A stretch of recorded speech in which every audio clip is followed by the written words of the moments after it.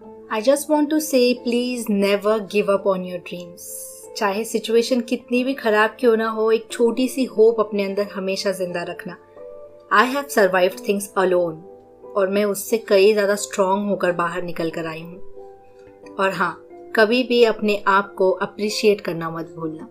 Exactly, यही तो life का मंत्रा है कि होप रखिए, आगे बढ़ते जाइए, अपने आप को पहचानिए एंड वैल्यू योरसेल्फ.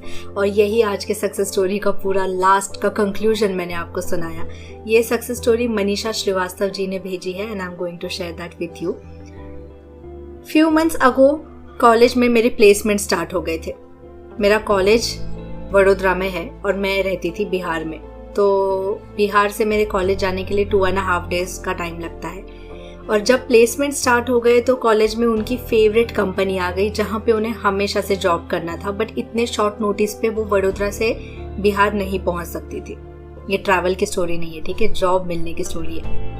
नहीं तो आप सोचोगे वडोदरा से बिहार कैसे पहुँची. सो अनफॉर्चुनेटली वो वहाँ पर नहीं पहुँच पाई. लेकिन मैंने डिसाइड किया इमीडिएटली कि मैं वडोदरा जाऊँगी ताकि आगे की जितनी भी कंपनियाँ आएंगी वो मिस ना हो.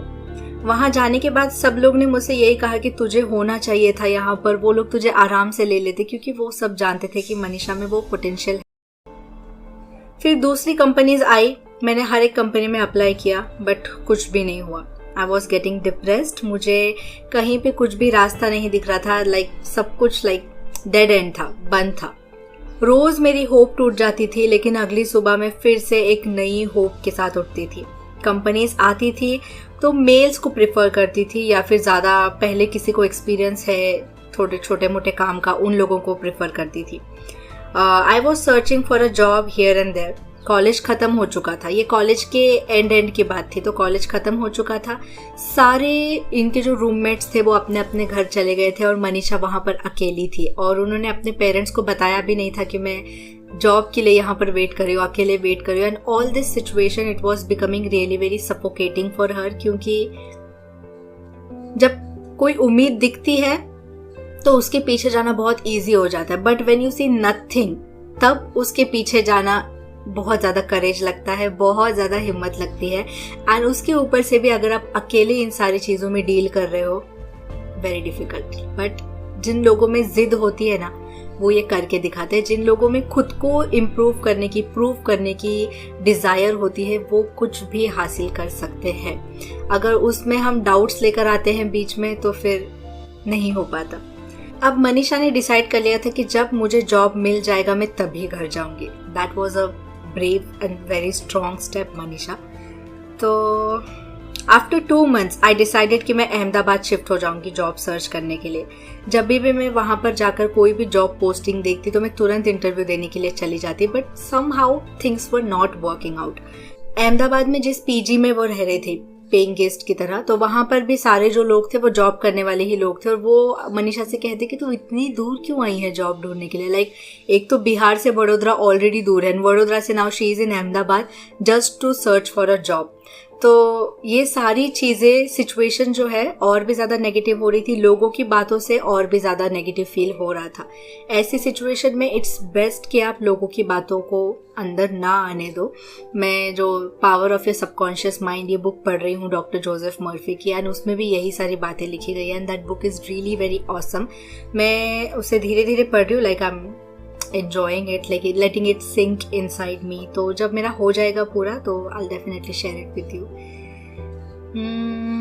तो फिर उन्होंने क्या किया, फाइनली अपने भैया से सारी बातें शेयर की कि ये सब कुछ हो रहा है और मैं अकेले डील कर रही हूँ इन सारी चीज़ों से. एंड उनका एक सेंटेंस मनीषा के दिल में रह गया कि may be right now it's not your time, लेकिन तुम्हारा समय आ जाएगा जल्दी, और सडनली आ जाएगा.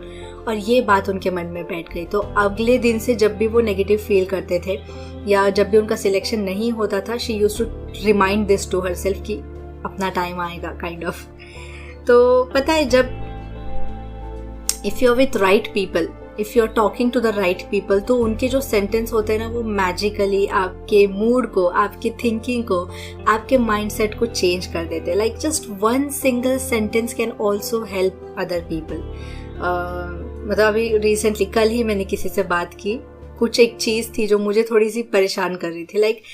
क्या होता है पता है, हम ना एक ही एंगल से चीज़ों को देखते रहते हैं, एक ही एंगल से देखते रहते हैं, कोई दूसरा आके कोई दूसरा दृष्टिकोण बता देता है उसी चीज़ के लिए, तो सडनली ऐसा लगता है दुख के बादल हट गए सारे। तो it is very important to talk to someone, जैसे मनीषा ने किया। तो talk, but talk to right people, ठीक है, जो आपको समझते हैं, जो जानते हैं, जिनकी बातें आपको अच्छी लगती है, उन्हीं से बात करना, उन्हीं से सलाह लेना। हर किसी से एडवाइस नहीं ली जाती है, एंड स्पेशली जो लोगों ने खुद अपने लाइफ में एक्सपीरियंस किया है, चीज़ों को अचीव किया है, उनसे एडवाइस लेना वुड बी बेटर। जितना भी टाइम मुझे मिला मैं उसमें खुद की लर्निंग करते रहती थी, खुद को इम्प्रूव करते रहती थी।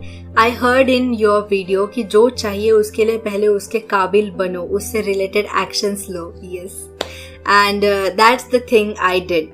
और हाँ, जब भी मैं डिप्रेस्ड होती थी तो ऑफकोर्स एक्शंस नहीं ले पाती थी, छोड़ देती थी पढ़ना वगैरह, लेकिन मैं हर रोज़ गिरती थी, हर रोज़ उठती थी, हर दिन नए तरीके से अपने आप को बिल्ड करती थी, हर दिन नए तरीके से न्यू होप से प्रिपरेशन भी स्टार्ट करती थी, और जॉब मिलेगा ये भी स्ट्रॉन्ग फीलिंग उनके मन में थी।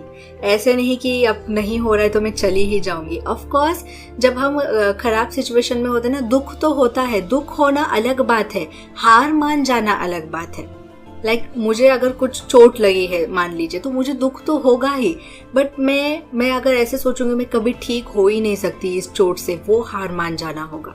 आई विल क्राई, मुझे दर्द होगा, बट अगर मैं मन में सोचूंगी अरे ये खत्म हो ही जाएगा, मैं ठीक हो जाऊंगी, दैट इज पॉजिटिव एटीट्यूड। और अगर इस डिफरेंस को हम समझ गए तो वो हमारी लाइफ में भी एक डिफरेंस क्रिएट करेगा। एक दिन उन्हें इंटरव्यू के लिए कॉल आया, उन्होंने 4 राउंड्स क्लियर कर लिए, उन्हें लगा कि चलो यहाँ तो मेरा सिलेक्शन पक्का हो ही जाएगा, बट वो एचआर बाहर आए और उन्होंने कहा कि आप घर पे जा सकते हो। और ये बहुत ही ज़्यादा डिमोटिवेटिंग था, क्योंकि यहाँ पे उन्होंने अपनी पूरी उम्मीदें लगा दी थी, and she was so sure कि अभी 4 राउंड्स हो गए, मतलब क्या सिलेक्ट हो ही गए ऑलमोस्ट, ठीक है, बट नो, यहाँ पर भी नहीं। Now this is the most important time कि ऐसे टाइम पे आप क्या सोच रहे हो, क्या रिएक्ट कर रहे हो, अपने माइंड को क्या फीड करवा रहे हो, क्या दे रहे हो, वो डिसाइड करेगा कि आगे क्या होने वाला है। अगर मनीषा सोच लेती कि बस आई गिव अप और अब मैं घर चली जाऊंगी क्योंकि इतने राउंड्स क्लियर करने के बाद भी अगर मुझे नहीं मिला तो आगे क्या मिलेगा, ऐसा अगर वो सोचते तो वैसा होना स्टार्ट हो जाता। But she did not give up. वो उनकी जो ड्रीम कंपनी थी ना, उसकी बस उन्हें बार बार दिखते रहती थी, और वो देखकर ये सोचती थी कि इस बस में भी मैं ऑफिस जाऊंगी, बाकी लोगों की तरह, उस कंपनी का आई कार्ड मेरे गले में होगा, और वो ये बार बार फील करते रहती थी। अब क्या हुआ, ऐसे ही समय चल रहा था, एक दिन फिर से उन्हें इंटरव्यू का कॉल आया, वो गई वहां पर, इंटरव्यू दिया, और एचआर बाहर आकर सैलरी डिस्कस करने लगे। दैट मीन्स वो सिलेक्ट हो गई थी, and it was the same company जो मनीषा को चाहिए थी, जिसकी बस को वो देखकर विजुअलाइज कर रही थी, जो उनके कॉलेज में आई थी पर उनसे मिस हो गई थी, एग्जैक्टली सेम कंपनी। ये सारे प्रोसेस में 6 महीने का टाइम लगा उन्हें, लेकिन जो चीज़ हमें इंतज़ार से मिलती है उसका स्वाद अलग ही होता है। Agreed with you. I feel so grateful to universe for giving me everything that I want. और फिर लास्ट में वो कहती है कि I just want to say never give up on your dreams. अपने आप को वैल्यू करो, अपने आप को बिल्ड करो, जैसे मनीषा अपने आप को बिल्ड कर रही थी, वो नए स्किल्स सीख रही थी, अपने आप को पॉलिश कर रही थी। पता है कभी कभार क्या होता है, जो लोग न्यूली लॉ ऑफ अट्रैक्शन के बारे में जानते हैं, शायद उनमें ये मिसअंडरस्टैंडिंग क्रिएट हो जाती है कि I just have to wish और मुझे वो अपने आप मिल जाएगा, विच इज़ गुड, ठीक है, मिलेगा कभी कभी, लेकिन in some scenarios you have to work. और पता है जो काम करके जो चीज़ मिलती है ना, उसकी फीलिंग अलग ही होती है। जब हम अपने ड्रीम के लिए एक्शन लेते हैं तो हमें और ज़्यादा कॉन्फिडेंट फील होता है, और वो कॉन्फिडेंस जो है ना वो काम कर जाता है, यानी वही चीज़ों को अट्रैक्ट करता है। तो कभी भी अगर आपको किसी चीज़ के लिए डर लग रहा है, जैसे जॉब के लिए हो, एग्जाम्स के लिए हो, तो और ज़्यादा एक्शंस लो अच्छे से, ताकि वो एक्शंस ही आपको स्ट्रॉन्ग फील करवाएंगे। और खुद को कभी भी किसी से कम मत समझना। मैंने ये गलती कर चुकी है। आई वॉज लाइक मैं पढ़ तो लूँगी बट मैं रेडी नहीं हूँ उस कॉलेज के लिए, मैं कर तो लूँगी but I don't see myself there, और आई मैनिफेस्टेड इट, ठीक है। तो गलत चीज़ भी मैनिफेस्ट हो जाती है if you keep self doubting. अच्छी चीज़ मैनिफेस्ट होती है अगर आप अपने आप को वैल्यू करते हैं, अपने आप को बिल्ड करते हैं, अपने आप के ऊपर काम करते हैं। And I think working on your self is so beautiful. तो ये नहीं सोचना चाहिए कि लॉ ऑफ अट्रैक्शन का फ़ायदा क्या है अगर मुझे ही काम करना है। Law of action. Okay, so take good actions, be confident, खुद में बिलीव करिए, you can achieve everything that you want. और अपने आप को कंटिन्यूसली घेरे रखिए अच्छी चीज़ों से, जैसे सक्सेस स्टोरीज या गुड क्वालिटी बुक्स जो होती है, अच्छी मूवीज़ जो आपको इंस्पायर करती हैं, क्योंकि ये सारी चीज़ें आप अपने माइंड में फीड कर रहे हैं and it will show in your life too. Okay, so this was it for today's story.